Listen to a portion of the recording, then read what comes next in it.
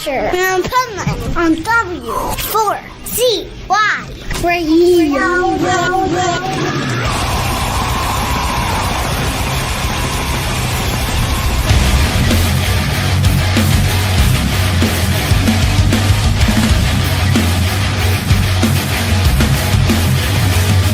Hey there, it's Pipeman, the Adventures of Pipeman, W4CY Radio, and I am super excited because I am about to witness, and I'm going to show it to you, the long-awaited press conference at Hellfest 2025 of one of my favorite bands, Savatage. Check it out.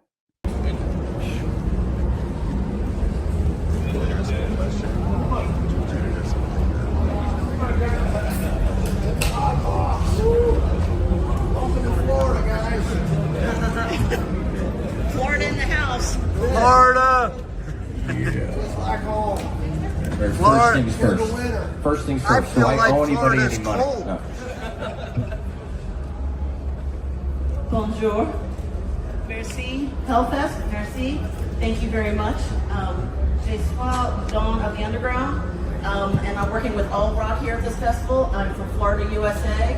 How does it feel? Well, two things. One, I thought it was hot in Florida. Apparently I was wrong. France wins, hands down.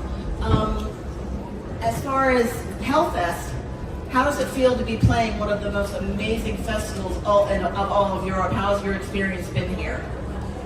Well, so far, it's been amazing. You see this festival every year, and you imagine what it would like to be here just as a fan. And you watch the bill that would come up, and they see each night has 4 bands that could headline any other festival on the planet. And not that we had known a year ago from now, we really didn't know Savatage was going to be playing. It's like we had always hoped, but it wasn't a reality. So when you saw this festival, you just would say it'd be actually fun to go there. Now to be here and be playing, it's a real great feeling, and we can't wait to see what it's going to be like in a couple hours. I think the fact we're playing any festival is pretty amazing right now. But I was able to walk around these grounds today, and this place is awesome. It is set up so well. I can't believe how big it is, how cool it is. Everybody seems to be having a great time, and yes, it's wicked hot here. So we're going to have a good show later. But heat aside, we're going to be awesome. Hi guys, Eamon from Eon Music in Ireland here. I was speaking to 2 lovely gentlemen in the middle earlier, and we were chatting about the lineage of the great guitar players in Savatage. So this is a question for you, Al. What's it like for you to be playing those killer leads, gutter ballet, stuff like that? It must be amazing. Well, first of all, Chris Oliva, remarkable talent, amazing guitar player. I never had the privilege of meeting him, but to study his work is one of the highlights of my musical life. Now, as far as the solo goes, we have a deal. Chris Caffrey was, I'm going to use the word, not student, but you were brother to Chris Oliva, and you were in the band with them touring, so he is responsible for the amazing, daunting task of trying to replicate Chris Oliva's work, so I'm going to give him all props on that one. You know, my job when we're playing those songs is to try to replicate his rhythm guitar playing and John Oliva's rhythm guitar playing. Very unique, very, very difficult, because John Oliva played left-handed upside down. You know, so when you're trying to actually play Handful of Rain correctly, it's not as easy as it seems. You know, and you know, as a rhythm guitar player, that's 80% of my job, is to make a foundation for the singer, to have a real solid platform to deliver the song. You know, it's all about serving the song these days. But studying Chris Oliva's work has been just absolutely fantastic. Hi guys, I'm Neil from Total Rock in the UK. There's been talk of new material from Savatage. What can you tell us? We got a lot of songs in the can right now, a lot of demos. John's been cranking them out. There is a lot of material. There's more material coming. We do plan on doing another album, but we don't have a timeline on it. Right now our focus is to get out and play live, kind of get back into the saddle, so to speak, and that's what we're doing. We so far the tour's been great. A lot of fans, a lot of happy faces, a lot of people singing along. So that's where our focus is now. We do have something in the works, but there's no solid time or date when it's going to come out.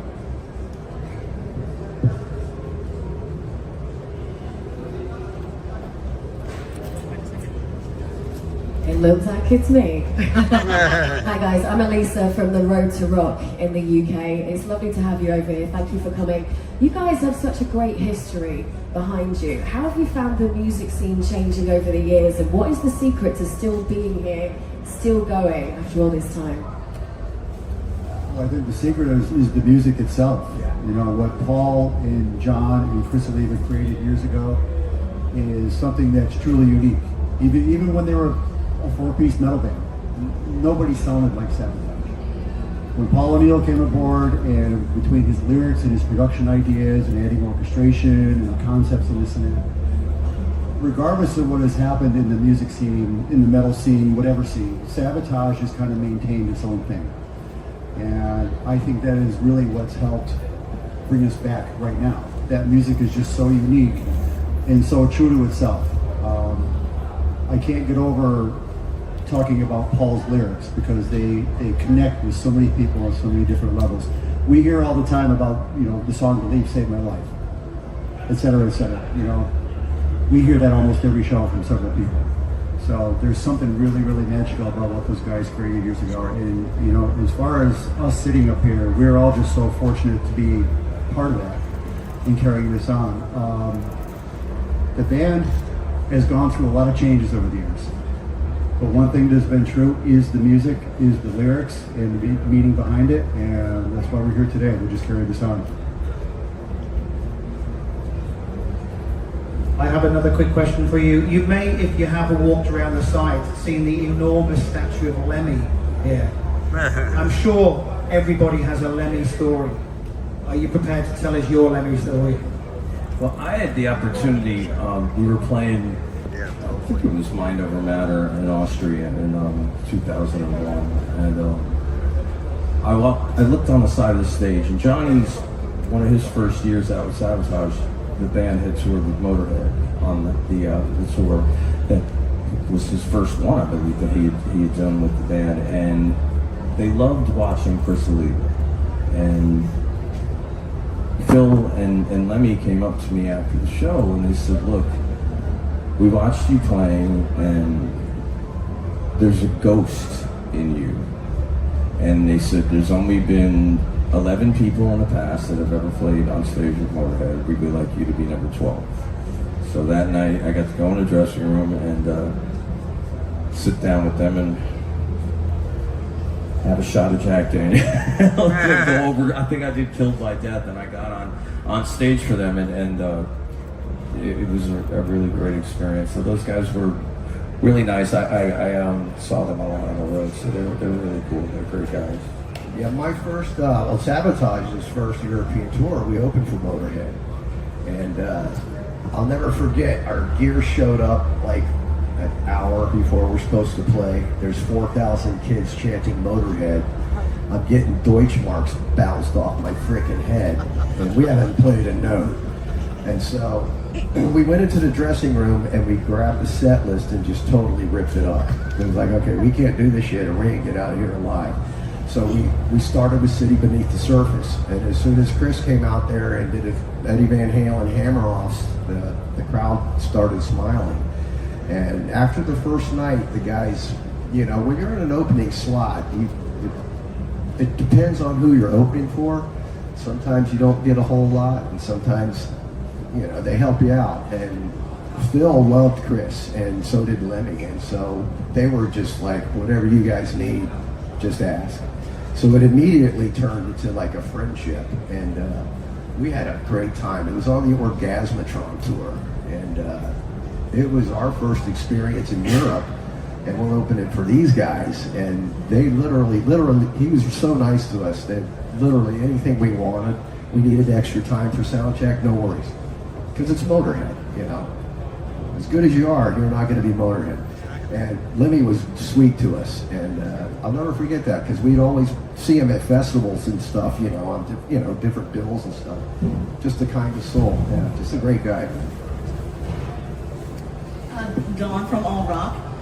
You had said about tearing up the set list. When you're in a European festival compared to an American festival, do you switch up your set list based upon the crowd? And what is your experience with U.S. versus European audiences? Yeah, well, with the with Spotify, we can use analytics to kind of figure out what's popular here, what's popular there, what's popular there. So we do mix the setup according to what's listened to the most. As far as the states go, right now we're focused on Europe. So we get through this next year, we have a whole bunch of stuff planned. So this is just a kind of a test of waters to see if this would work, and it's worked way better than we thought it would. So next year there's going to be a lot more dates and a lot more stuff going on. Thank you. Was there up there? Was there a chance? Did you ever think you'd get here back to being Savatage, given that the success of TSO, or did the success of TSO prevent Savatage from reforming faster? Look, I always told people that my crystal ball stopped working, so I was just waiting. I was so confident, and I don't know how, that it would happen again, just because, as I said, the music is that strong, and I knew what the fans were like by being a fan. It's like that music never left me when we stopped playing. It was in me stronger than ever. So when I saw the younger kids online, I was like, this music is growing, and I would talk to people. Like my Facebook page first, it went over a couple 100,000 likes on my music page, and there was 20,000 in Syria, and there was 40,000 in Egypt, and it was just all over the world. I was seeing all these people didn't know Trans-Siberian Orchestra. They knew Savatage, they knew that music. So it was like, I was just hoping that one day we'd be able to get back out and be to the places we've never went to before. And this year we went to Argentina and Chile, and we never had a chance to go there. We've never had a chance to be here. So my, sitting there rubbing the rabbit's foot, it kind of worked, and we're back out. I think you got to understand the success of TSO was as much a surprise to us as it was to anybody. We did not expect that to happen, but it did. And you can't fault John and Paul for taking that on, because TSO has become just a huge hit in America. Along with that is the Savatage fan base. They never gave up. Never. We haven't played properly, done a proper tour in 23 years, but we've been hearing this ever since the last show we did back in 2002. So we knew that the interest was there, but seeing this happen the way it's happening right now is nothing short of encouraging. We're all just so excited to get back over here. Excited for new music in the US, so what can you tell us? Well, like I said before, we got a lot of music that's in the can. Demo's done, and John's still writing on things, we're still writing stuff. So we don't have a date set in stone, but we're going to do a more extensive touring than we did this year. We're looking to hit Asia, do more South America dates, get into Mexico, definitely come back and do the European festival run. So there's just going to be a lot more live dates coming up next year. And now that we're out, we can kind of, get some better slots. There'll be openings, we barely got a bus. That's how late. We started calling in November to get a bus for June, and they were like, what are you, crazy? You ain't getting a bus. So, it was decided a little late, but it was decided, and here we are. Next year's going to be even better. I'm glad you're here. Hi, I'm Bahar, and I'm from Turkey. So I'm kind of representing the Turkish fans. So they would kill me if I wouldn't ask you, would you consider in your, next tour, your next time touring Europe, would you consider visiting Turkey as well? Because we were never able to, see you over there. No place is off the table. So, yeah. I think with the reaction of what we've done so far, there's a lot of possibilities ahead of us. We got to take this day by day. Chris says that all the time, but it's absolutely correct. We don't really know yet, but things are looking very good. We've done really well in this run so far. I think it's going to open up some real opportunities for us in the future. Hi guys, me again. With your work with TSO, and you're saying you're working on some new material, could we possibly see some collaborations with people that have been in that area? Well, right now, like Jeff just said, and I said, we're going day by day on all this. What is going to be in the future of Savatage is going to be what happens next. You know, it's like we can't even exactly say that right now. I know it sounds a little Spinal Tap-ish, but it's like we're just happy to be back. You know, like I said, a year ago, I didn't know I would be sitting here playing with Savatage. So to ask who we may be working with, what we may be doing, it's like that, to me, is the furthest from my mind. I'm sitting here just the happiest kid in the world because my band's back. So When you mean collaborating, you mean with TSO people? Musicians in general? Absolutely not. No. This was started out as a 4-piece band in Tampa, Florida, with the chemistry built in, and it grew up into what it was with when I joined last. You know, I'm the new guy in the band 30 years later. And with Paul O'Neill, and the chemistry that exists within this group of people is unmistakable. One more element comes from the outside, it ain't the same chemistry. You know? So, yeah. we're talking a lot about the future. I'd like to ask you about your immediate future, and I'm talking about once you play your set, you're going to stick around, see some of the bands, you're hanging around for Hellfest for the weekend, or No, or just for unfortunately, today? we're gonna, as soon as we hit our set, we gotta jump on a bus and make it to where we're going, Brussels. Yeah, we got to go. Grasshopper. Yeah, we got. And we're barely gonna slide in, you know. So I know that we'll finish up, we'll towel all off, you know. But unfortunately, we won't have a chance to stick around and watch some amazing talent that's going. I mean, to be on the same bill as Steve Ian, Joe Satriani, you know, Joe Bonamassa with his band, you know, Scorpions, Priest, and of course, you know, Petrucci and company. You know, we'd love to stay all night and hang out and witness this, to be part of this. But dude, we got to get to Grasshopper real quick. Maybe one of the last questions? Yeah, anybody else? Or not? No, we're good? The Easy Bake Oven is now closed. Thank you guys. Thank you all. Thank you guys.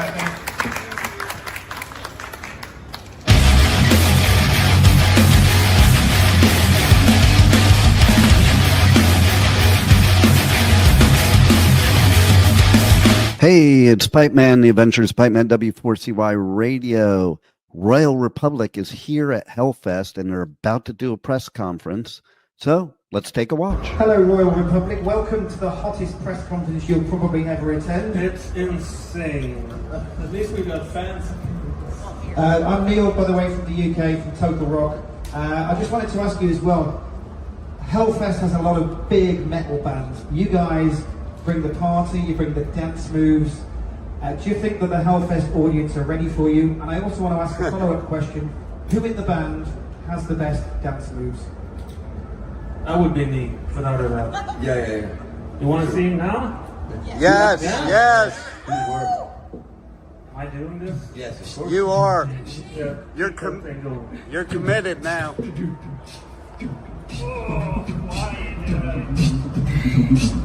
Yeah, I can't keep a beat that long. All right. I need a beat. Okay.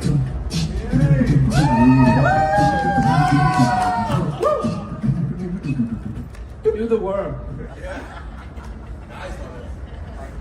Alright. Bonjour. Bonjour. Merci beaucoup for the festival. My name is Dawn. I'm from America, and I'm here at Hellfest. And I wanted to ask a question. How has it been since your last Hellfest? What have you guys been working on?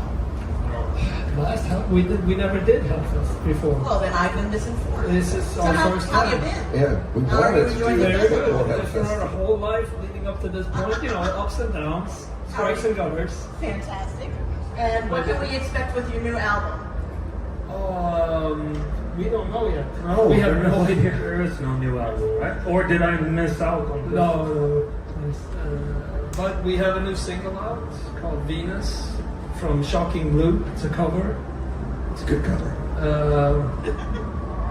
We don't really know what to expect. That's the funny thing about being in this band. It's like everybody expects us to have this grand plan, but we're just kind of motoring along and putting the track in front of the train as we go. We are as surprised as everyone else when we release something. Yeah, the only thing we can say is basically expect the unexpected, because we don't know. That sounds amazing. My name's Dawn of the Underground from All Rock. Thank you very much. Welcome to Europe, Dawn. Hi guys, Eamon from Eon Music in Ireland here. It's very multicultural today. Love it. I suppose I got a multicultural question for you. Love Cop as one of your highest charting albums in your home country in Sweden. Really? 4 albums in a row that have charted. You've also had your highest charting album in Germany. What does that success mean to you? How come no one tells us these things? That sounds awesome. I need to work for your label. I feel it. There's our label exec. Yeah, what the fuck? The current label exec, not the exec. Keep the success away from the band and make them work harder. Yeah, it's like you have to do better. I guess they want us to do better all the time.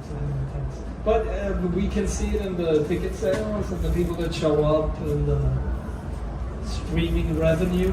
That was a joke. But we can almost buy it ourselves as cheeseburger now. Yeah, it's good. Yeah, we love it.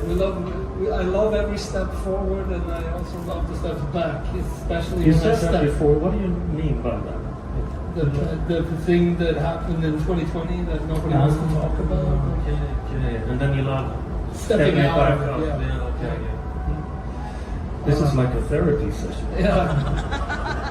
Hottest therapy session ever. Hi guys, I'm Elisa from the Road to Rock in the UK. Hi guys. You just said you don't plan anything. How did you get the band together? And when you first formed, did you know what direction you wanted to take? My part was basically, I just got a phone call. We all knew of each other, we didn't know each other when we were in music academy, like really super posh, sounds very posh. And then I think Adam had an idea, like, yes, to form a band, and he just looked around, like, who amongst all the drummers might play battery the best? It's got to be Per. And who is the greatest rock poser? It's got to be Hannes. Who has the best dance moves? Yeah, and who has the thickest neck? That's me. No, we started, like, Adam wanted to start a band, so he quit the university, and then he went back to the university like 6 months later and said, okay, do you want to be in the band? Do you want to be in the band? Do you want to be in the band? And that's kind of how it started. Yeah, that's what it was. We didn't know each other. It was really weird, actually, looking back the first couple of rehearsals. It was just like, we played a couple of songs, and then there was silence. Yeah. Yeah. But it's like playing music always felt great with this setup. Like we had one band member at a time, and it was just instant chemistry every time, and then everything else kind of came out of that. I mean, obviously now we've known each other for a long time, been through some stuff together. Yeah, it's like a second family nowadays. Yeah. With, with all the nice stuff and the bad stuff. Thank you. I do have one question. You said about music academy, because in Sweden, when you are young, it's really easy to learn music, play, have some space, etc., etc. And last year we were talking with Ellie from Bluesfields, and she said that things have evolved in the wrong way. Do you have more information about that? What do you think also about that? Because Sweden was a really strong country, pushing young talents to really make it as a living after that. I think there is some, with the people in place in Swedish government right now, there is some cutting back on the whole cultural education thing, which is obviously very sad, and there's a lot of people being very frustrated about this, us included, I guess, or at least. Because we all started in that school. I started playing drums when I was 8 years old. Somebody said, hey, what do you want to play? And then you could go and, or do you want to play music? And I said, drums. Yeah, and it was free for all. I started playing classical piano, and you were just on your way. So. Yeah, and it's really sad that disappears, because all of the successful musicians from Sweden went through that same education system. So yeah, I think she's onto something. It is a little, it's sad. And I heard Lisa Nilsson, that's a Swedish artist that sings in Swedish. But she says, when you start cutting back on culture, you're also like cutting back on mental health, because a lot of people like use music to, and we hear that a lot too. Like, we never thought this band would mean anything to anybody, singing about underwear and making silly puns about innuendos and stuff. But people come up to us all the time and say like, hey, you really helped me get through some tough times. And I think that's something that, you're investing not just in music, you're investing in a bunch of other things as well. I think that's important. More and more important. Yeah, and I am being given the opportunity to actually do something productive and good with your spare time when you're 14, 15, 16. I mean, that means the world. Who knows what we would have been doing if it wasn't for us being in the rehearsal room. Crack cocaine, smashing windows. Playing Bondi. Yeah. Sweden is a legendary country for artists. The music that's come out. You've got Ghost, you've got ABBA, you've got Max Martin. What's it like to be standing up with those people, and does that push you? Does it inspire you? Is there a Swedish act that you're like, we would like to be like those, or does it make it tougher to stand up against that type of competition like this? I think they kind of paved the way actually for people and bands like us, because from when we were kids, we knew that it was actually a career choice. You could actually make a living making music. And it wasn't like frowned upon, and it's not so much like go get a real job, get a haircut, get a job. It's not like that in Sweden, because we have so many great artists and successful songwriters and producers, so people know that you can actually make a living, and it's worth taking a shot at it. We all come from small cities, and all of the other bands come from small cities because there's nothing else to do. So you can either, do crack cocaine or be in a band. What's the thing about crack cocaine? It's a metal festival. I'm trying to speak a language. We're back on the third intervention. Hello, this is Dawn from All Rock again. I just wanted to know who the genius was behind the video creations, because I loved watching them. So who was the genius with the ideas?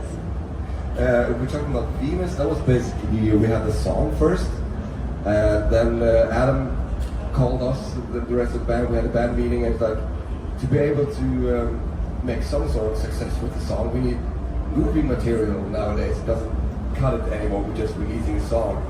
Everybody like, yeah, we do. And then we just tried to figure out that there's brainstorming. And then we came up with like, what about corpse paint?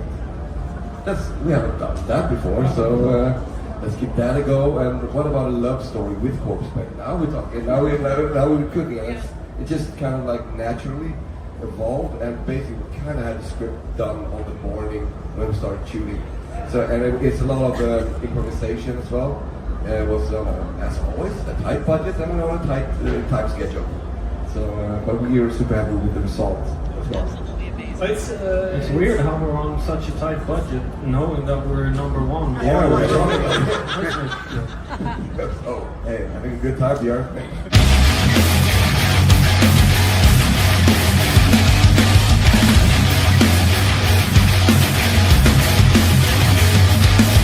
It's Pipeman on the Adventures of Pipeman W4CY Radio on the Pipeman Radio Tour here at Hellfest 2025. And we are about to watch the press conference of Within Temptation. Stay tuned. Like a circle, full circle, but still there's so much still to do and to talk about and to keep on putting a highlight on it. For us, it was the first time when I went to the Ukraine. I wasn't that scared to go, because when you go into the country, you fly to Poland, you get a train to the Ukraine, to Kyiv eventually, and you get an app and you can see what kind of dangers there are coming towards you, like if there's a MiG or there's drones coming towards you, and then you have some time still to go to a shelter. The second time I was scared shit because of the fact that they had bombed Kyiv just before the Atlas festival was supposed to happen, and they bombed the children's hospital, and there were many casualties, and they postponed the festival by a week, which I have never had seen in my complete career, that anything was possible to postpone by a week. But every person on that festival said, we're going to postpone it, we'll do anything to be there and to still have our music and to have like a comfort kind of thing for the Ukrainian people, for Kyiv people. And And I was really inspired by that because it was like the resilience of the Ukrainian inspired me every day. I think they have no choice, of course, but on the other hand, you can also roll over and say, take it all. And they don't. They really fight back with a lot of honor and dignity. And to see them, how they do the war, compared to the Russians, they attack every civilian while the Ukrainian only attack military targets. It's a huge difference of how we see a lot of things happening in the world right now. So going there was an honor for me to be part of that, and I hope to do so in the future again.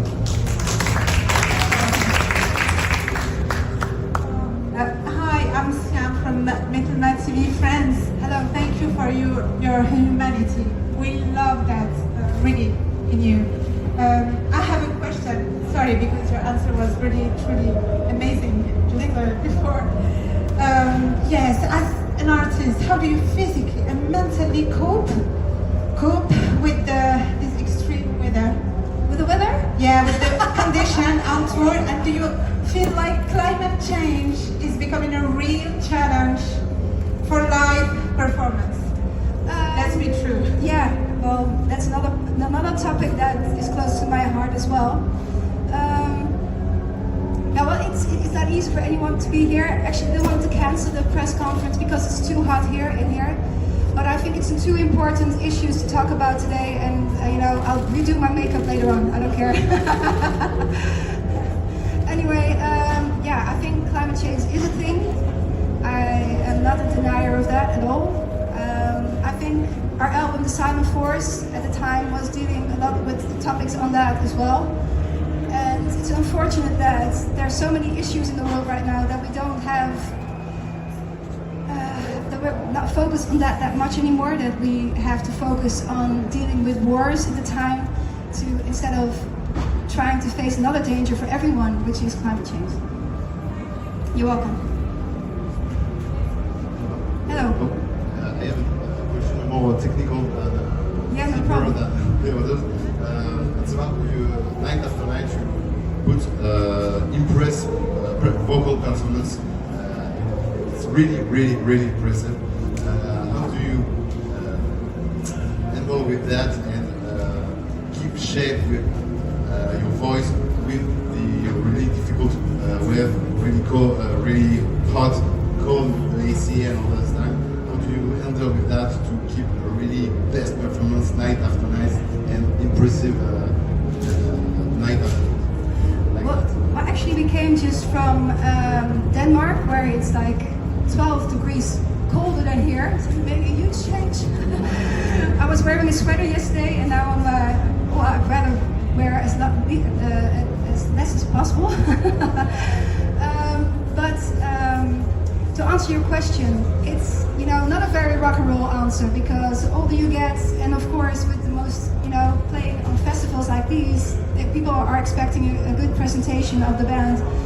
It's a lot of sleep, alcohol-free beer. That's just me. The rest of the guys, they can do whatever they want, but it's for me, for my vocals, it's important to maintain my health and have a lot of sleep, which is pretty boring, but I enjoy performing on stage a lot, and so to do what I love best, I have to take certain measurements, and I will. Hello, I'm Elisa from The Road to Rock. Hello. Hi. So my question is, recently you collaborated with a Ukrainian artist. Yes. You said you're working on more new music. Do you have more collaborations coming up, or who would you like to collaborate with? There's actually a lot of collaborations coming up. Another from Ukraine, which I'm not allowed to talk about yet. And also with some other people, someone from Germany, someone from Sweden. So I'm featuring a lot of stuff at the moment, so which I enjoy very much, because you get to know other people as well outside of your own music stream, and and I love doing that. There's many people I would love to collaborate with. A lot of them are also dead, but the thing is, for us, when we want to collaborate, it's people approach us, or we have written a song that fits a certain vocal, and we'll hope to try to get that person on board. So we'll see. You're welcome. Hello, Dawn from All Rock again. Oh, yeah. The last time you were here in Paris, it was snowing, and now it's hot. So, how is it like playing for the French people, and how do you feel playing for the French?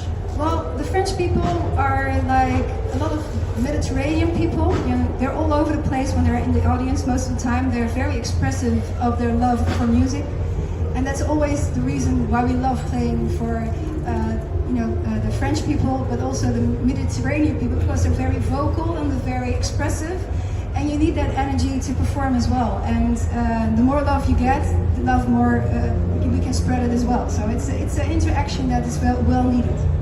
Yeah, you're welcome. Hi, this is Archie Music from Mexico. Hello, Mexico.